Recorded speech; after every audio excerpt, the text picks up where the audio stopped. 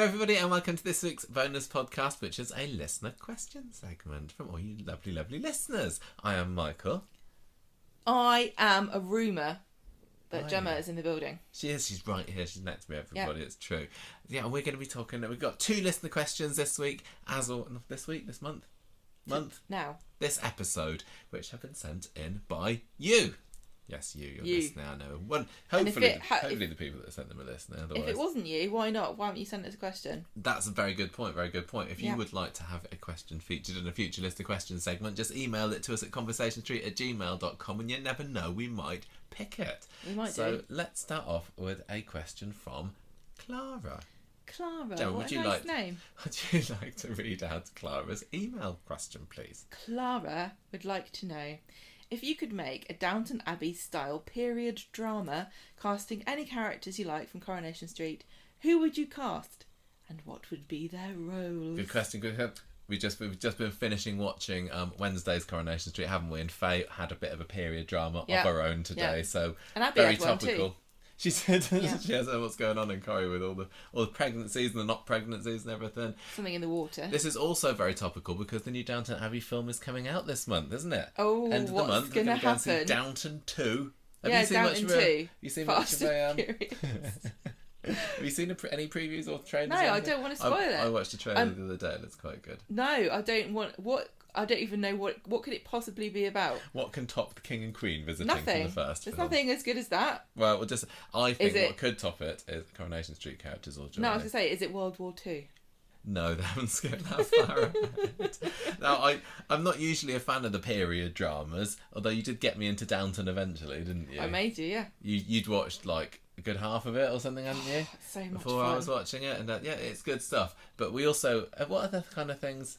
Did you watch a bit of Upstairs, Downstairs, something? Sometimes no. I remember watching something like that with your mum and dad once. Quite often we'd go around Gemma's parents' house and they're in the middle of just binging. Yeah, something mega like Victorian like, farm. And I mean like all day, every day for a week or whatever. It's usually Doctor Who. It is usually, that's not so bad. Or the Lord of the Rings trilogy. Do you like that sort of thing? Do you like your turn of the century, rich people, poor people kind of show? Not as much as people would imagine, I think. Oh, okay. I just really love Downton Abbey because of all the drama. Yes, and we've had some ex-Corrie people actually. We've had some ex-Corrie people on, haven't we? We've got some very big roles. Liam Connor, Zoe Tattersall. Yeah, exactly. Dr. Gadas. Yes, that's right. Dr. Gadas has been on Downton. She was the mother of a waif or something. Something like that, yeah. Now, so we've been asked by Clara to put some Corrie characters into the roles of Downton-style programmes. So we're looking at the kind of characters, the kind of roles that are in these kind of period productions, and we put Corrie people there. Now, Clara also suggested a few, didn't she, in her email? She said that Bernie could be a cook, or it depends where we want to go. She said maybe we want to go down the easy route, where the more obvious, like Bernie being a jolly cook, or maybe she could be a rich auntie who is constantly embarrassing everyone at social engagements because she's so uncouth, but she's actually a rich widow who all the family have to keep in favour. So I guess we can maybe look for a few options here. So what's the she's a rich widow, but she's so she's a very important in the class in society, but everybody actually I can imagine her. Oh no, I can imagine her being like the eccentric widow of a man, like a super rich man who married the maid, right? And everyone was against it, and then he died and she's kind of left and they can't get rid of her because they're all trying to get into the will. And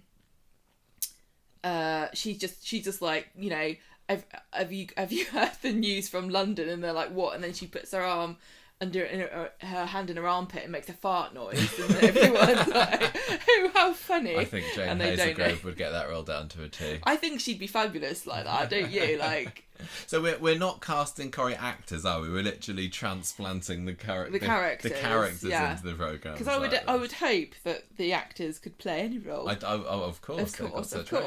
So these kind of shows often have fairly tropey sorts of characters, don't they? You got your lords and the ladies. There's the sorry. Oh no, I was going to say you got like the young woman who wants to.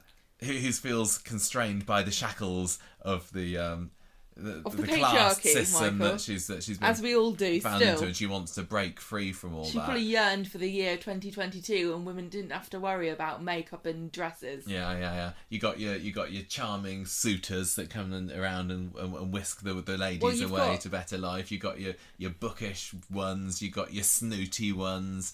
You got your maids, your loyal, innocent, mousy maids. And you got maybe got a secret. Your fiery maids. Yeah. You've got your dour but sensitive underneath, like mysterious kind of Mr. Darcy types. Yeah. You've got your savvy. You got your bolshy cooks. Oh yeah. You got your like what is it, like who is housekeeper who's very like by the rules. No nonsense. Yeah. But secretly likes a giggle every now and then. Yeah. Run a tight ship here. You've got butlers.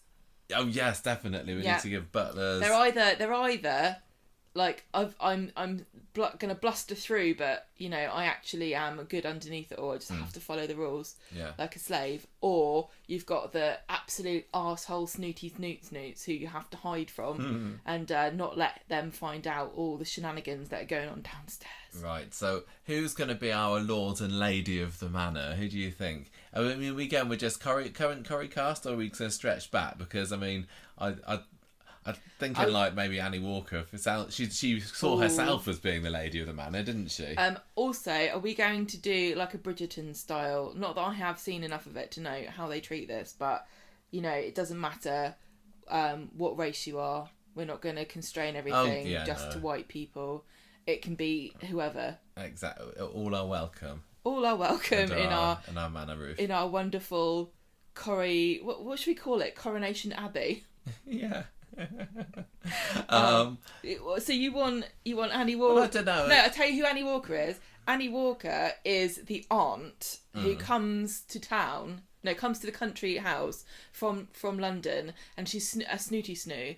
And our heroine, our plucky young heroine, is rude to her, and everyone's aghast at how awful she is. But then she actually kind of likes being stood up against, and she's like, ew, one has chutzpah for such a young woman.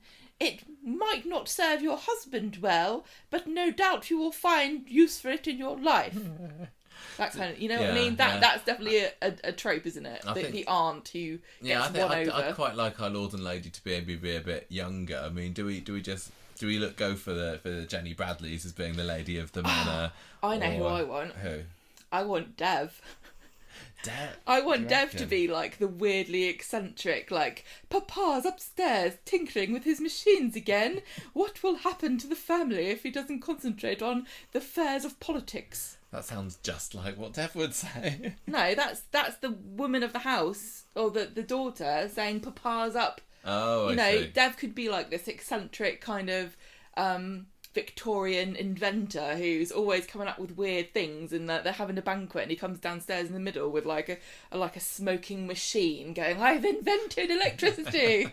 We've already got I see Dev as being more the suave foreign prince or something who's come in from across the desert, and or Mr. Farouk. And come to whisk away one of the ladies. No, he's more like the buffoonish suitor who is at the ball and all the ladies are trying to avoid him, and he's like, Madame, can I mark your dance card? And they're like, no, I don't think so. And he thinks he's getting all the ladies, but actually he's just freaking them all out. I'd rather cast him as being a suitor, rather than the actual lord of the manor. Like he thinks he's all that, and like at one point the parents of our heroine are trying, I don't know who this heroine is trying to like hook her up with Dev, and because he's super rich and loaded, but she doesn't want to. I have 7 shops. Yeah, he's a rich merchant from India. Exactly. So we're not really making much of It doesn't matter. We're being very scattergun about this.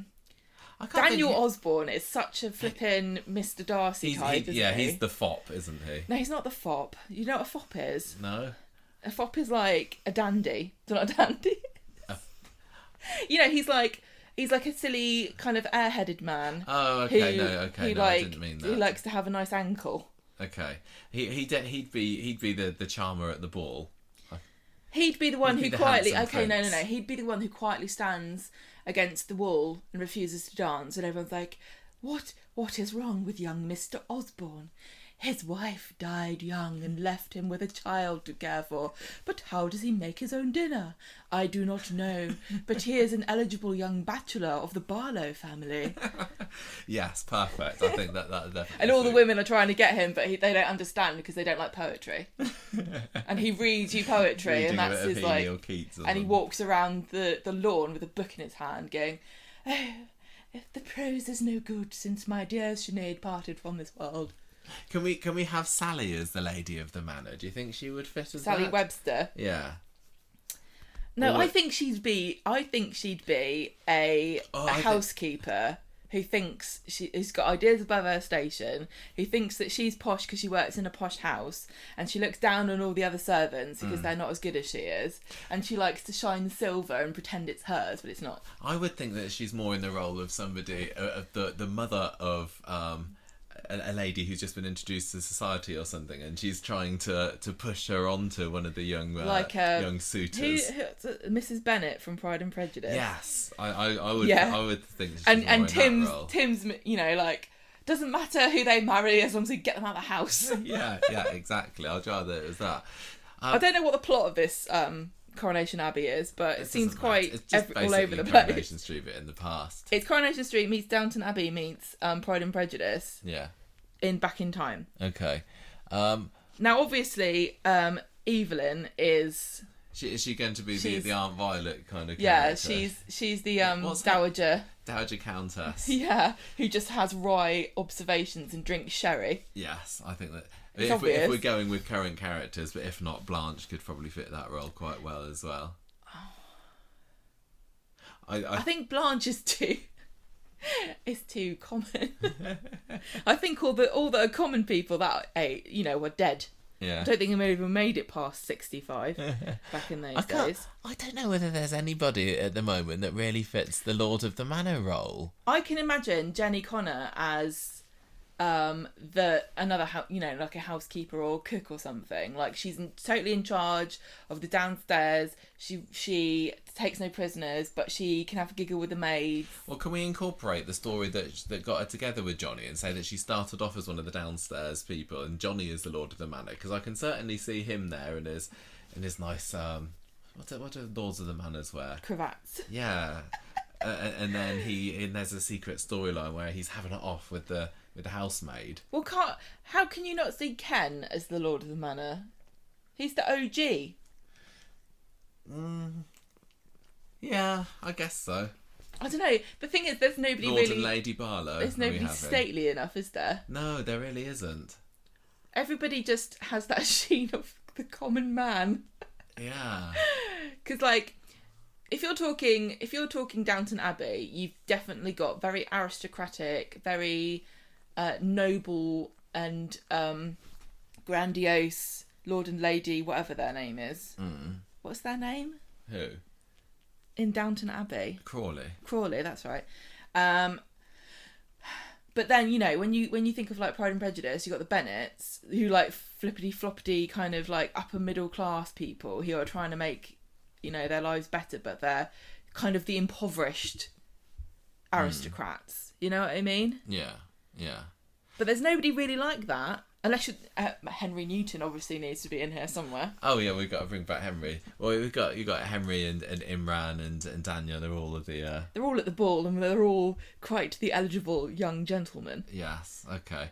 Well, are we going to go with Ken as our lord of the manor, or do we have somebody like Byron and have him being a bit of a buffoon, a bit of a nincompoopy buffoon sort of character? Yeah. I'll tell you who would make a brilliant lady. Who? Dr. Gaddis. Yeah. She's elegant, isn't she? She's intelligent, Totally. quiet, refined, dignified. Yeah, okay, so we got maybe Ken and Dr. Gaddis, or Brian and Dr. Gaddis as our Lord and Lady of the Manor. Maybe I don't know. That doesn't seem like a good match, does it? No, that's really not. Yasmin also very aristocratic, you know, in her way. Yeah. She's probably the head of a local family who's like a rival to our heroes. Okay. And they're always trying to one up her, but she's just too good for them. Because she's got an orangery with real orange trees in it. Who do we want to have as like? Let's cast a cook. And I know that there's not very many that we can actually go for from the Coronation Street cast, considering how many, the characters, considering how poor a chef they actually are. I'd quite like to just transplant Betty. I think that Betty Williams, she'd make a nice, homely, dumpy kind of... Will she be like Mrs. What's-Her-Face? Mrs. Padmore. Mrs. Padmore, always moaning and bitching about everything. Yeah. 'Cause that's all Betty did in the last 20 years of her life. Well... you know, she came in as like quite a fun-loving dart player, and then like within years she'd just become a crotchety old lady, Weatherfield's oldest barmaid. Yeah, but so she's going to be a cook, is she? I think. We I think pluck her out of the past and put her as a cook. Yeah. Butler wise, I tell you, Byron would be a good butler. Do you reckon? Yeah. I don't know. I don't know whether he's a bit too common for it. He's like really. There's nobody really aristocratic in this programme. Fred Elliott. Oh, he'd have to... Oh, can't we have Fred as Lord of the Manor? Yeah, you're right. Fred and Audrey. Yes. Oh, I can see Audrey there with all the jewels dripping off of her. Going, oh, Fred, this is really boring. I'm going home. So does that make Gail one of the daughters?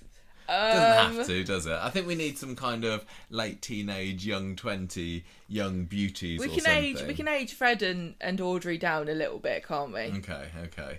So do we have like who's going to be twirling at the ball? Somebody like R. Kelly. Yeah, R. Kelly's going to be there. She's going to be the belle of the ball. Maria. Is she our plucky heroine? I think she would because in this universe she's not kicked anyone to death. No. And her dad's not a drug dealer. He's the Lord of the Manor. Have we got anyone that's... Sir Fred Elliott. I think maybe we could have... I think Asha might make quite a good daughter as well. She'd be the quiet, Asha's bookish one. Yeah. The bookish one. And Kelly's like the rebellious... What? Like, are there any sons? Because, you know, normally there aren't, are there? No, it's all about the ladies because the son's coming in from other rich families to go and whisk them away. Yeah. So we can have, you got your Kelly, you got your Maria, Asha maybe. How many kids have these people had? Oh, they've been at it like rabbits. I think you have to, there's no TV. Yeah, the Sarah Lou maybe, Summer. There's plenty there. What other roles we got apart from daughters then? Do we say for a butler in the end who we went for? I said Brian. What about Tim? Could he be a butler? Well, we've not really set this down in stone properly at all because we said everybody's everything at some point or another. Well, we'll make a final decision in the end, just so Clara can get right in the script. Okay. I can see maybe like Todd as a footman, kind of the sneaky. He's not actually in charge, but he thinks he's it. But he knows how to get around everybody. Yeah. Todd, yeah, like kind of lurks in the shadows. Sorry, I can't remember anybody's name from Downton Abbey. Yeah. What's his name? Fred? Bob? George? The character that was played by Liam Connor. Yeah. Yeah, I don't know who you mean. Rob James Collier's character. I don't know. Yeah, I can kind of put him in that role, the sneaky footman. Housekeeper. Who's Thomas? Oh yeah, mate. Yeah, I think it was Thomas. I think you're right. Have we got a housekeeper? Kind of the prim, everything by the book. I can imagine Aggie being a good housekeeper because she's got that maternal instinct, and she's good at organising, and like she would be a nurse. She's everywhere in the house all at once. She does everything. Yeah. She knows how to do it all. Well, you said she's a nurse, but these kind of programs or whatever also do have characters in that aren't in the family. So you got to cast your vicar and your shopkeeper and your postman and things, don't you? So we're not going to have Aggie as the local nurse. Or that's just too obvious and boring, isn't it? Sorry, yeah, I'm going a bit boring. Sean's got to be a valet. I mean, a valet. What do they do again? They dress you. Oh yeah, he knows. He'd be like, I've got you the most fabulous shirt, and then he buttons it up and then he twirls around to go and get the cufflinks. That'd be amazing. Sean is a valet. Sean's a valet. I agree with that. Who's the lady's maid? Who's the lovely this is gonna be lady's the person maid? that's going to be dressing Audrey. Yeah. Um. Don't make Gail do it. That's too mean. Yeah. It's got to be somebody who's. Or how about? Oh, but can we have Mary as being like the nanny? Yeah. Okay. I think that she's a shoe-in for that. Okay. Lady's maid. Don't know. Shona. No. Toya. I don't know. Well, what role can we give Toya? Toya's got to be in it somewhere. Toya. I'm sorry, Toya, but you give off a bit of a spinster vibe. Yeah. Is she like the vicar's widow who still lives in the church? Mate, it could be, but we need to have a vicar as well, don't we? She's the vicar's wife then. Okay, so I'm sorry, it's the Floral Prince that are doing it. Are we not going to pair? And she gives advice, and she has a cup of tea. She gives him a cup of tea. Yeah. Who's the vicar then? Vicar Spider. I'll tell you what, it's not Imran. It's not. It's certainly not. Are we going to pair her up with Leonard Swindley or Ernie Bishop or something? Who's a good? See, this is the question that Coronation Street staff are now pondering. Now Imran and Toya have split up. Who's Toya going to be with next? Yeah. It's not going to be Peter again. No. Because in the show, she's been like, we know that what's his face at the garage? Kevin. No. Tyrone fancied her when they were younger. She's been out with Spider, who's not in the show anymore. And then she also had an affair with Peter, and then it was Imran. And I can't remember if there was anybody else. No, I'm not sure. So it's very difficult to know who to pair her up with. Nobody's good enough. What about just Billy? He's just the vicar. He can be the local vicar. He is really. I tell you what, Billy and Toya. It is quite funny. Daniel Brocklebank. I don't think he's religious. I believe he's not. I don't want to talk out of turn, but I don't think he is. But he just gives off this absolute vicar vibe. Yeah. But in a nice kind of like, hey kids. Especially with all the drug taking. I know. It's shooting up heroin in the church, does it? He just kind of gives me the vibe of like, I've got a guitar in the car. Should we do a bit of a kumbaya? You know what I mean? I think he quite like that, wouldn't he? I was thinking another kind of character that you get in these, like there's because of where it's set. There's often somebody who's a bit of an army vet. So can we have like Percy Sugden being there, just being very stuffy and just kind of shaking his head at these modern ways that I don't know enough about the wars of the olden times. It doesn't matter. Yeah, I know, but I think the idea of a veteran is a very rooted in a very particular time, and that time is going rapidly disappearing because we're of the generation where the granddads, and older were the people that actually fought in World War II. And that's not the case anymore. So the idea of this kind of like honourable army veteran, I don't know. I also don't know how society perceived. I think they were very pro-war back in the day, weren't they? Yeah. Like now, there's a lot more of a diverse opinion because we know we're more educated about what's actually happening. So I don't know what a veteran. No, but I'm just telling you, you're bringing a very stuck in a certain period of time perspective of what is a veteran and applying it. And I know that's true for the rest of it, but I don't know how true you realise that is about that stereotype. Don't know. Oh, sorry. I know. Prostitute. Gotta be Abby. Sally Carman loves the skank. How about tuppence for a roll in the hay? Tuppence for look at me tuppence. Oh, God. Yeah, definitely. I don't remember the bit in Downton Abbey where they meet the prostitutes. There probably was a bit where the nation was crawling with them. Oh, no, Mrs. Crawley, she went and she looked after the fallen women, and then that maid, this is all spoilers for Downton Abbey, she was a maid, wasn't she? And then she became a fallen woman. Oh, yeah. And she was with child. And then I think that was that Dr. Gallus's grandson? I don't know. I've just made a new story. If not, how about that? But so Abby used to be a maid. Abby used to be a maid, and now she's fallen upon hard times. So who's the Mrs. Crawley? Who's the idealistic? I think that'd have to be Yasmin, wouldn't it? The idealistic lefty antagonist of the family who is totally at odds with all of the finery, but still somehow turns up dripping with jewels to every banquet she's invited to. The hypocrite. Can we put Daisy in there somewhere, as this is a modern Corrie? Can we? Daisy's definitely a maid with ideas above her station. You reckon? Yeah, well, she could also end up being down the prosy alley. Who was that sneaky one in the early series? You're thinking of the one that wanted to be a typist. No. I'm thinking of the character that paired up with Rob James Collier's character. He was a bit naughty. She was the lady's maid. So there were two ladies' maids. Yeah. There was Mrs. Bitchhead and Mrs. Blondie Blue. Yeah. So Daisy's definitely the Mrs. Bitchhead of them. I guess you could, if you want her to be the evil Audrey's lady's maid, then she is. She's the senior one. I think it should be good. I think it should be sneaking about in the shadows, trying to get her own way. Conniving, manipulative, Machiavellian. Yeah, definitely. I'm just trying to. We can have Adam Barlow as another suitor, can't we? Who else we got? I'm kind of running out of ideas.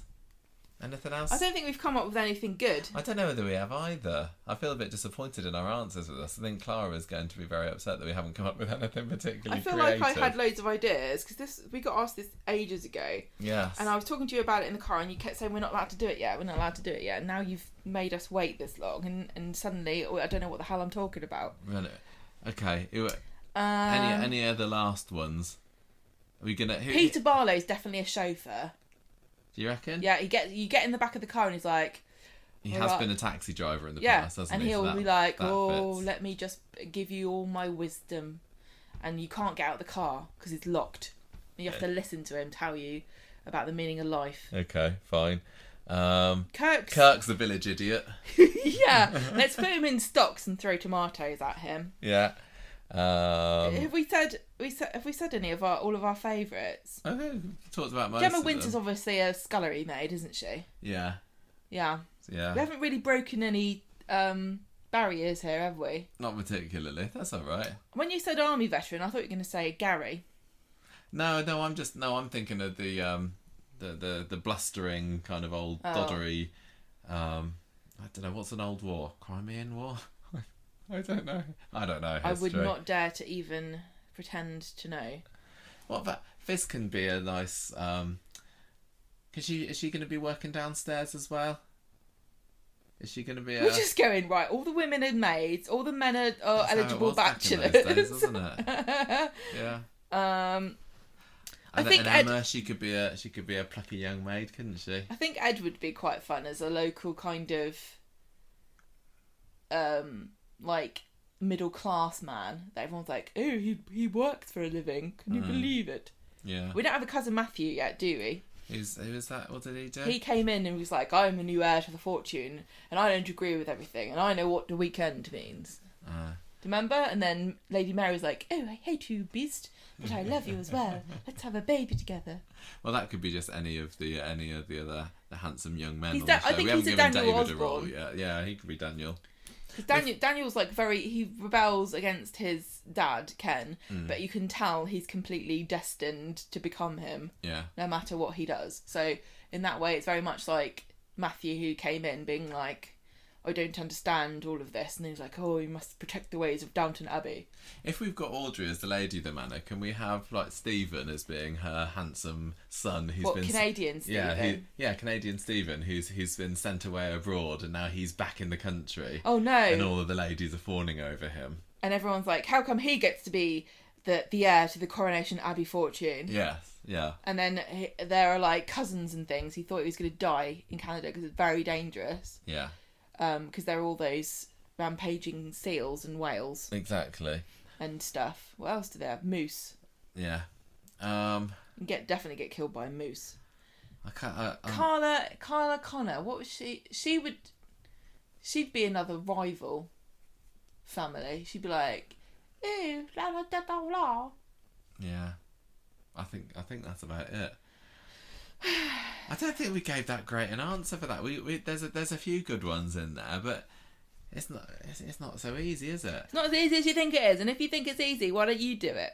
Maybe, what about somebody like Tyrone? I could see him being, somebody from a working class lad that maybe one of the rich girls falls in love with. Oh, like forbidden fruit. Yeah, and although I don't have to tell you, there's nothing particularly quite good in a fight, maybe alluring about Tyrone. No, but No just a Adam Barlow's more that kind uncommon. of like bit. He's a bit of rough.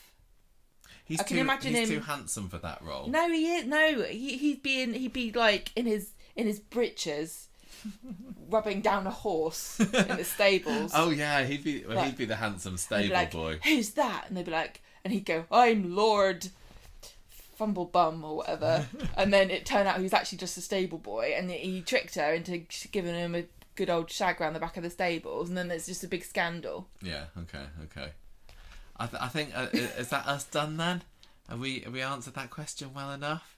Well, what we'd need to do really is to create like an entire plot and a reason for all these people to exist and what it is that they're doing, but we haven't done any of that. No, we're just kind of being a bit off the cuff, if you can't tell. Been very, very ignorant about what anybody in Downton Abbey is called. I think this and is what just the plot I don't know enough Pride about. and Prejudice actually is, because I've forgotten. Yeah, I think this is just telling me I don't know enough about period dramas. And I have to say, pretty much any book from that period of time is just one book to me. Like, I don't know what the difference is between Sense and Sensibility, Pride and Prejudice, Emma, Northanger Abbey. I don't know. They're all the same book. And Jane Austen wrote them all. Jane Austen wrote them all, including Wuthering Heights. Right, should we move on to our next question? There you go, Clara. We've had a little go with it. Hope that's okay. We have got another question now, and this is from Byron. Now that's a period drama name if ever I heard one. He would like to know, which issues-based story on Coronation Street do we believe brought the most awareness and had the biggest effect on people's views? Now this is a factual question that Michael can research and actually give a proper answer to. I can have a go to. I mean, I don't know whether you can quantitatively measure this kind of thing, but I think most people would concur that where Coronation Street's concerned, the answer is Hayley's story, isn't it? The transsexual on the street, because that literally seems to herald a new way of thinking in society and an acceptance for trans people that is still ongoing even today.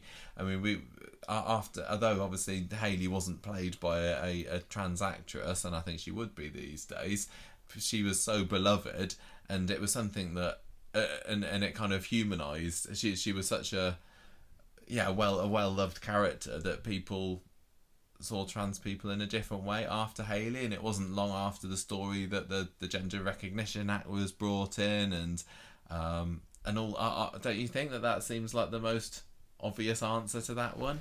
That really, to me, feels as though it was a taboo that was broken by Coronation Street, and oftentimes soaps ride a crest of some kind of social movement, and they don't really risk anything by jumping on a bandwagon. But this, I felt, was quite a risky move, and they didn't even actually bring Hayley in originally to do any kind of trans awareness. No, it was just a bit of a joke, wasn't it? Yeah. And the fact the latest in a string of embarrassing, disappointing dates for Roy or something. Yeah, and the fact that they turned that character into arguably the most famous trans character in fiction. Is there anybody else, certainly not in British culture, who is as well known No, I don't think so. As a trans person as Hayley. Yeah. I mean, there have been historical figures who, the thing is, what your idea of what a trans person is different depending on the culture that they're in, because there have been stories about people who, portrayed themselves as the opposite gender for certain social reasons. Yeah. But I would argue, I wouldn't say that she's the greatest in history, because I don't think anybody outside of the UK knows who she is. Maybe if you're a Coronation Street fan in a different country, you do, but probably. Well, okay. But, you know, I think almost everybody in this country knows who Hayley is. Yeah, I would say so. I think that she's definitely an icon of trans culture. And I don't think that I can country. say anything. I don't even think it's been that common to have a trans character in your television programme until the last 5 years or so. Yeah, no, definitely. And it's funny because she was a massive trailblazer, and then it was kind of crickets after that, wasn't it? Mm. No, nobody went, we need to make it jump on that bandwagon. Yeah, I feel like Hayley was definitely a very sensitive, nuanced and honest portrayal. And I think the other thing about it that Coronation Street could not do now is to really get inside the nitty gritty of how people honestly react to trans people. I think that they would whitewash it all now and pretend and have very innocuous, unoffensive kind of questions and act like it's the worst thing they've ever heard. Yeah, people back in were 98, to her face calling her a man, yeah, and like saying you can't go in the toilets, and you know, we don't want to hang around with you, or you know, you and Roy are just gay. You know, they would never challenge or interrogate somebody like that on television now, and there's arguments for and against it. But I really think that was an important part of us accepting Hayley, because you can't pretend these things aren't what people say. And when you try to kind of neuter these arguments or misrepresent them to avoid offending people, you just are a bit dishonest about what kind of adversities people face. And I think that's why soaps can maybe bring about change, and why that they're so good vehicles for this kind of story, because you have characters that people have known and grown to love or hate or whatever over many years. Yeah. You could never ever doubt Hayley's sincere and honest life as a woman on Coronation Street. There was absolutely, apart from the whole debacle with Christian, which we won't get into, you know, she was authentically herself. Yeah. And that really, I think, bringing her into people's homes, making them feel affection for her, and showing us her struggles against laws that were preventing her from living her life in the way that she wanted, that did more for trans acceptance than anything I can think of as a single one thing. Yeah, no, I agree. But I could be wrong, and if somebody has a different opinion, which is probably based on an actual experience, which I don't have, please do let me know. Do you think that soaps, when they have these issues story, do you think the idea is to bring about a long-term change? Because I think they'd bloody love it if that happened. I think they would, but it seems too often that it's just a quick... people may be talking a bit about it while the story's on, but then once they've reached the climax and they move on to the next thing, it gets forgotten about, doesn't it? Like Coronation Street's had many issues-based stories over the year, of course. You know, we've had Sinead's cancer, and when that happened, there was an uptake in smear tests. We had Aidan's suicide. When that happened, it sparked the busiest day on the Papyrus helpline. We had the male rape story with David. Male survivor calls increased by nearly 2,000%. But it doesn't feel like, you know, years down the line, male rape is still a taboo subject, isn't it? I'm going to say that smear tests are probably back down again. I'm going to say the three biggest things that Coronation Street have ever done that sparked conversations and actually improved the lives of people who are experiencing the issue that they are portraying are the teen pregnancy story with Sarah, because it came around a time when, you know, it was becoming an issue. I don't know why, and I wouldn't want to speculate, but I think that it helped kind of people understand what she was going through. Yeah. And it certainly kind of made people wake up and go, how can we stop this from happening? And perhaps kick some people into, you know, how can we educate young women, can we provide them with contraception, etc.? And I don't really know enough about it because I was too young at the time to know. But I think that was a massive storyline. That was huge, yeah.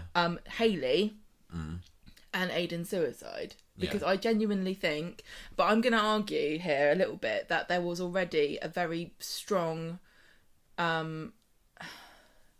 wave of trying to push for mental health acceptance. Well, mental health acceptance has been a big thing again, especially the last 5 years or so, hasn't it? Well, in Coronation Street and in real life. But I think that soaps have really got this unique ability to present lots of different kind of opinions and to touch people in a way that you can't with other television They're programs. also very water cool, though. At least they used to be more water cooler sort of programs, aren't they? You'd watch your half-an-hour episode, then you talk to people at work next day about it, and then there'd be another one on, and then you talk about it, and that's how opinions form and things change. But I do think that the Aidan suicide story, we had Kate Oates being on TV, and I think one thing, how you can tell if you've caught the wind of change or provoked something in people is when people get annoyed or challenge you or find it offensive that you're even bringing the question up. Because I remember Kate Oates being on TV being kind of accused of using suicide as a kind of like sensational thrill or trying to devalue it or something. Obviously I don't think that that's what she was doing, but I really feel like it touched a nerve. And we also, we've only been going for 10 years. We haven't been going as long as Coronation Street has. But of all the stories that have been on the show, Aidan's story was by far the one that we had the most number of people getting in touch with us and saying, I have experienced this myself. And I would love to think that it had an impact, a real significant measurable impact on people's lives. And it was shocking, and it was a bit of a taboo, because I don't think that male suicide was really taken that seriously. No. Or even suicide in general, honestly. It was always a kind of dramatic kind of percussion, a punctuation mark on the end of an exclamation mark at the end of a sentence or the end of a chapter of something. I'd be very interested to see, they always like to bring out the statistics when the storyline's been on, that it caused to whatever increase by this number of percent, but then we never get to hear 5 years later what are the stats now. I was actually looking at the male suicide stats when I was having to think about this over the weekend, and annoyingly the last officially updated statistic for that was in 2018, or something. It was the year that the storyline aired, right? And it hasn't been reported since then.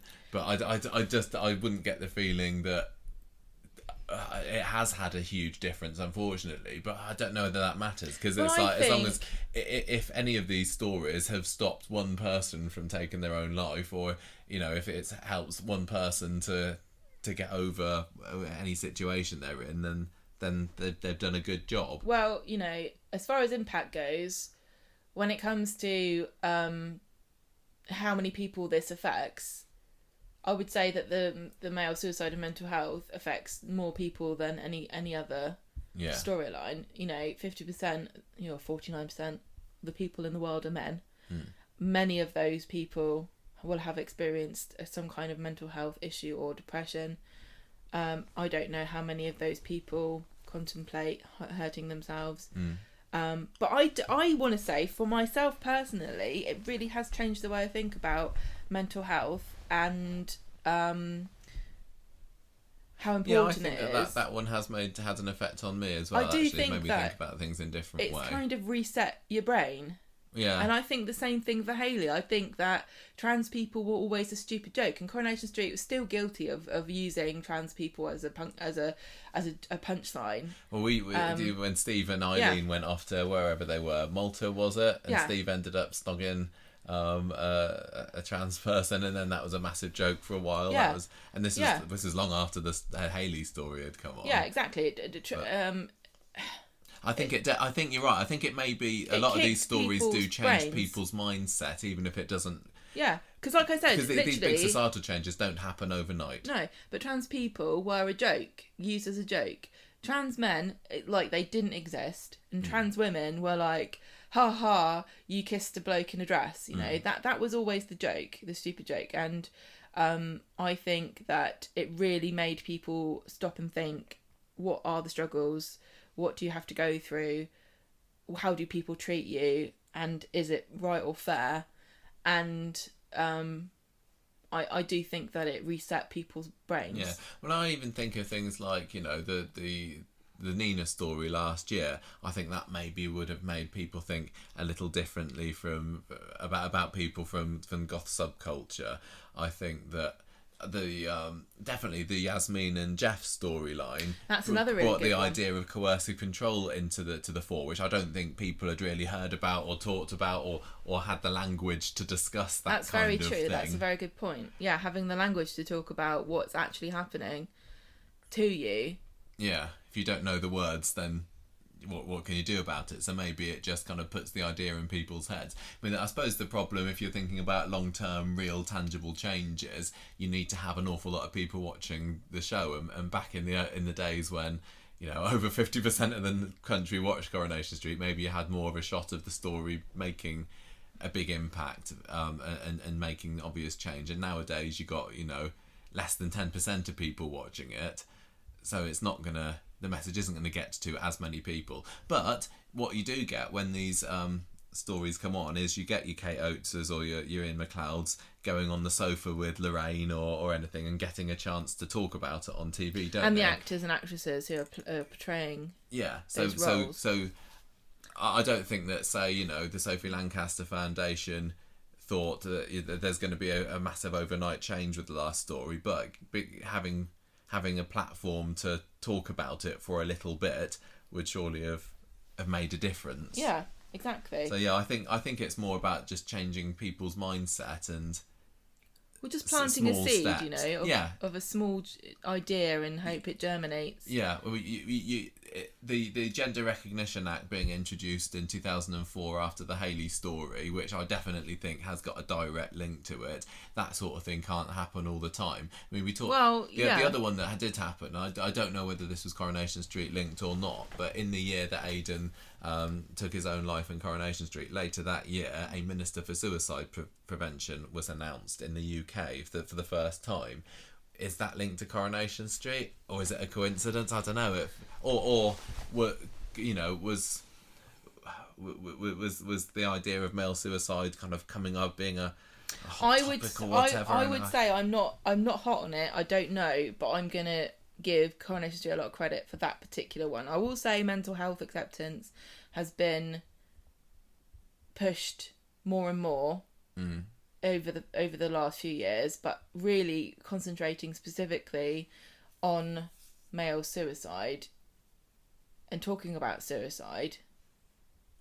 I think Coronation Street had a big push, and the other thing as well is it's Shane Ward who played Aidan, and Shane Ward was already a famous person in the UK. Yeah, he had lots of non-Coronation Street fans from his time on The X Factor, didn't he? He was not an actor before he came into the show. He was a pop star. He was a a singer. So the fact that it was Shane Ward who did this, and the fact that, you know, Aidan was such a stoic and kind of good-looking, you know, that helps character, made people pay more attention than they would have done if it had been somebody else. Yeah. Which is a kind, you know, I don't know if that's unfortunate or not, but it was a very canny decision to pick that character and that actor. Yeah, definitely. And the other thing as well is that a lot of these actors take this responsibility very seriously, and it's a credit to them how much activism they do off the show to advocate for their particular storyline. Like the actor who played Nathan in the grooming storyline. He's done a lot of work to try to support victims. quite a lot of the actors have gone on to be patrons of charities, haven't they? Yeah. I mean, Ian Bartholomew has done work with Women's Aid. He had a single last year, didn't he? Yeah. you had what was his name, who played Charlie Stubbs. I think he also worked for Women's Aid, or you supported them as well. I don't after know. that I'm sorry. storyline. You know, you can't rely on me for anything. No, it's fine. So that's quite good for the charities, just for making the small difference. I mean, I think in a way it's sort of good that Coronation Street isn't making enormous social changes, because it kind of makes me think that everything's kind of all right. You know, I can't think of anything that is so important that we have to have a soap storyline to make it right. The only thing I can really think of that I would wish Coronation Street would do is some kind of childhood poverty or poverty storyline, which I think they flirted with a little bit with Gemma and Chesney, but they just can't do it. They just really cannot do it, because the trouble is, any storyline that relies on a lack of support is not going to work on Coronation Street, because you're in a community of people that deeply care and know each other so well that you just couldn't get away with being neglected for very long. That's why Sean's storyline didn't make any sense. No, I one story that I wish had made a bit more of an impact was the James gay footballer story, because I remember when that first came into the show and we were looking at the statistics behind it and how few athletes have come out ever, and it was, you know, barely any, was it? Yeah, you're right. And that was absolutely shocking, but unfortunately with the lack of time that the show gave it, the characters that they put into it, and that does make a difference about how much of a long-term impact the story has, the time that they're willing to give it and the performers there. I know they haven't really given James very much time. I mean, think about how long, but you know, it takes a long time. Think about how long Hayley was in the show before anything really that significant. story was given an awful lot of breathing space, and this one was like, oh, for a couple of weeks, this is a really important issue, but now let's forget about it again. And I guess the problem, same with Sean's homelessness, they didn't really give it enough time, did they? I think the problem with James and you know, being a gay footballer is that it's a worldwide issue, and maybe you can get English football fans to accept this guy is gay, get over it, it's got nothing to do with you, I don't even know why you care. But if they play in, you know, another country, and I won't say because I don't want to accuse anybody of being homophobic, they're not going to get that response, are they? Any kind of international football star is going to be lambasted for coming out if they play in a different country, or they, you know, it's a global issue, and you cannot solve that kind of problem with the Coronation Wouldn't it be great if the UK could be a trailblazer in acceptance of homosexuality in sport because of the Coronation Street story? It's not all sport though, darling. It's football. In football, if this story had really had a big, long, it would have been fabulous. But I'm going to say, and then more people sort of came out in the Premiership or whatever, and then it just over the years became normalised in the same way that the trans issues that Corrie raised did. And then, the UK could have been leading the way there. That's all very well and nice, and wouldn't it be wonderful? But you're talking about something that is impossible, because you can't even there are countries where I wouldn't even be allowed to be able to walk down the road without being attacked because I'm a woman. Yeah. And if they haven't got that memo, how are they going to get don't be mad at gay people? Yeah. They're not, are they? They're not going to. No. Well, speaking about different countries, I was doing a little bit more research about this and about thinking what other kind of social impacts have soaps had abroad, and and there are in some countries soap operas are specifically created to try and get these messages across to their populace, where it's a kind of a bit like what they do with Sesame Street. What? Didn't they have a character on Sesame Street in a country that had?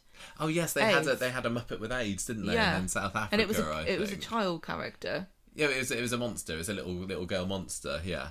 Are they Muppets? Yeah, definitely. I don't know. It was a monster Muppet. But there's this one soap and it's a radio show in Afghanistan called New Home, New Life, and I think it's still going. I'm not sure.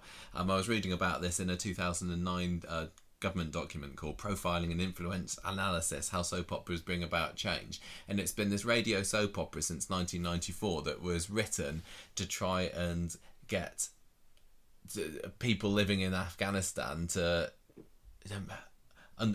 It was just social education, really. The story was basically started off with these refugee families returning to these fictional villages in Afghanistan, and it delivered very impartial social development messages on things like landmine awareness. Because they don't have formal state education kind of necessarily. Not in quite the same way that the more developed countries may do, no. But yeah, there were stories about watch out for the landmines, managing livestock, child development, Taliban's restrictions on women. Nutrition. Yeah, exactly. That's really interesting. So it was literally there to teach people, and what the researchers for this soap would do would go around the country finding out what issues people had, or maybe what misconceptions people had, and say, right, we will give our characters the same misconceptions, and they will have a story and they will learn about it. And then they went back to the same regions and said, so what do you think about landmines now? Or bad, they're bad, don't stand on them. What do you think about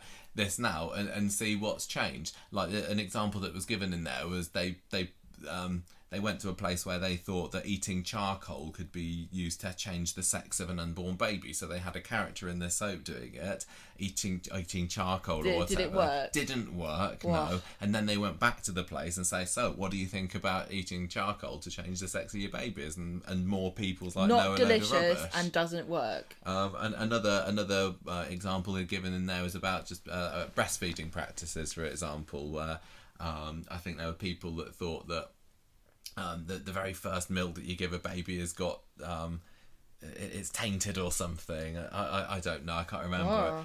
And yeah, I would argue not.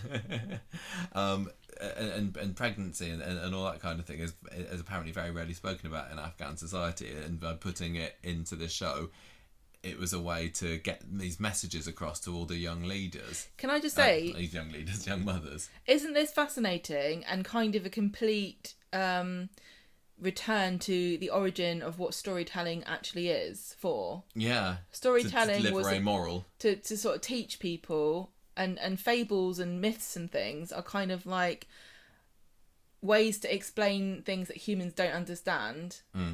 Or to warn and give caution and advice to people. Yeah. You know, like the moral of the tale, you know, the fox and the hare and the tortoise and the fox eating the grapes and falling in the river or something. You know what I mean? Yeah. I love that story. But that's like... That, Fox and the Crow. It really is such an ancient tradition, almost, you know, as long as humans have been able to communicate with each other, we've told each other stories, and those stories have had a message in them. And soap is just the modern iteration of that. There was another one called Soul City, which is a South African soap, and this is a UK supported, I think, like BBC funded or something like that. And this was run by public health activists, and that had also like HIV, rape, because of those being particularly hot topics in South Africa. And this was watched by over 70% of the population. One survey found that among viewers who watched it, condom use was like 70% after the programme had been on versus 19% of people who didn't watch it. So it made a massive difference having these characters. Yeah. And Coronation Street wasn't specifically put together to tell issues, but it just goes to show the power that soap can have to change people's thinking. We can't help ourselves. Humans can't help ourselves. We want to share our thoughts and opinions with each other, and you know that can be very benign and beneficial. Yeah. Nothing you've said here is sinister, but you know that there are things that you might call a soap in some countries that are used to drive propaganda and division amongst people, to tell people these are your enemies, these people are horrible. You know, it's know, I'm not going to say too much more about that, but there's massive potential for, and that's why I think sometimes soaps have can be a bit, you know, wary or cautious. Like for example, with the story with Samir and his organ donation, where they wanted to have him die. Yeah. And they basically got told, don't do that. And that would be an example of how Coronation Street could have a negative impact for an issues-based storyline inadvertently without even realising. So this great responsibility that they have, sometimes it will affect a story, and the direction the story can take might be influenced by, is this in the interest of the public good? And how much does Coronation Street actually really need to concern itself with that? You know, arguably not at all. But actually, in reality, yes, quite a great deal they are responsible for what they put out into the world. Yeah. And that's why people can rightfully get annoyed when they get things wrong sometimes. Yeah. So something else I was just thinking when I was talking about that South African one about HIV being an issue. That's another one that I guess is Coronation Street has touched on ever so slightly, with Seb being HIV positive. And I think from the people that watched Corrie in recent years, I think Seb's diagnosis of being HIV positive did make people realise it's a very different condition to how it was back in the 80s. And I think it's EastEnders was maybe quite good at that. There was a character who had HIV back then to try and show people, no, it's... Well, I mean, as a child of the 80s, HIV and AIDS are, you know, the most horrific, scary, fatal diseases you can possibly imagine. But, you know, when you watch Seb's storyline, you realise, actually, you can live with this, and it's not curable, but it's manageable. And it's very important message to, because people can be ignorant, can't they, and scared of things that and lash out against things that worry them. So speaking of EastEnders as well, I think that because Coronation Street hasn't really done that great a job with other LGBT stories aside from Hayley. There's never been that many gay characters or time being given to them, or there are lots of much gay men at the development. moment. Yeah, but Coronation Street was very late in the game to that, whereas EastEnders, on the other hand, they had... Was it EastEnders or was it Brookside? I can't remember. That had the first gay kiss back in the 80s. They still haven't had a gay wedding in Coronation Street. If I was the producer, that would be my first thing. Yeah. I'd go, who can we marry off? But I think in EastEnders there was like people in the 80s writing to the papers and everything saying this is shocking. There's been a gay kiss on EastEnders, but there's like degenerates. We're going to do it again, and like by the time they kissed for the third time, people were like kind of used to it. So and that's when it all went wrong. Yeah. No. So, but it's true though, isn't it? Honestly, it's true. This is what I'm saying. People who get shocked about homophobia who aren't gay, you know, think it's a paradise and a wonderful world of acceptance. It's not been that long since just shouting gay at something was a joke on television that everybody laughed at, or, you know, a gay character being a punchline. So it's not just soaps that have helped with that, but certainly seeing something and knowing you don't have to be scared of it, and it's not going to kill you to watch two people at all of any gender kissing, because I don't agree with it myself. But it's... And, you know, people... Like I was saying about propaganda, I'm sure there are people who have very fundamentalist opinions about that, would say this is actually propaganda and it is poisoning children's minds, because it can be very convincing. It really does persuade you that it's fine, because it is fine. But you see what I'm saying? Like, depending on what perspective you come to it from. Yeah. But it depends on the quality of the acting and the performances and the writing and everything about how good a job it's going to do. So I think, kind of cycling back to Byron's original question, which brought about the most awareness and had the biggest effect on people's views, I still would say that for Coronation Street, Hayley's story is by far the number one. And also, interestingly, Hayley's final story about when she took her own life, that was quite big. I think that was... I remember that being on the front page of the papers. Yeah. And that seems, you know, only 6, 7, 8 years down the line, almost inconceivable for a story issue from Coronation Street to make the front pages like that. It's all just about what the celebs are up to now, rather than the actual stories. But even if certain stories don't make these obvious rapid changes to societal beliefs like Hayley's one did. I think there is the underlying drip feed of people's ideas changing, which helps acceptance and understanding of these things. One thing I want to say that I think that is kind of invisible in Coronation Street, and it's not really necessarily an issues-based storyline, and I don't think that Coronation Street has ever consciously done this on purpose, but the focus on women throughout its history from the very beginning of the show is actually a fairly revolutionary concept in a world where, you know, the Bechdel test, where you have, does this story have two women who have a conversation, who are named characters at any point during this movie or program that isn't about a man, and how many pieces of fiction or art have failed that test throughout the years. Coronation Street, you know, from the very beginning. That's right. It's helped give women a voice, hasn't it? It's given women a voice, and it's represented women in all different types from the start, in a world when really we were oftentimes the token character or a side character or the wife or the girlfriend or the mother. I'm not going to say it's been perfect, but I really do wonder how much longer it would have taken us to really get stories for ourselves as women, told by women. Had it not been for things like Coronation Street that showed strong female characters who were free to make mistakes and do things scandalous and be prim and proper as well. You know, there are so many different types of women on that show. I really would love to know if anybody has done any kind of like study or dissertation or writing about the representation of women in Coronation Street, because I think that it's significant. A significant contribution to portraying women's real lives.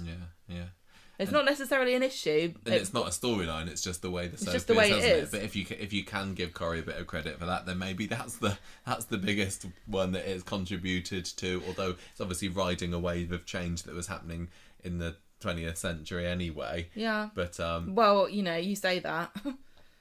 Yeah, but I mean it's definitely well, it's not like Coronation Street came up with the idea. No. But invent feminism. But isn't it, that's the kind of thing you're saying, you know, I've said this before about certain things are invisible to you because you are in them and you cannot see. So that's why I find it really fascinating when like foreign viewers or listeners of the podcast write in and tell us or ask us a question that I never would have predicted that they would not have known or have had a question about, because I'm just so immersed in British culture that I cannot see how it is different from anywhere else. And sometimes somebody from the outside has to come in and say this is actually what's going on, or sees it from a different perspective. Yeah.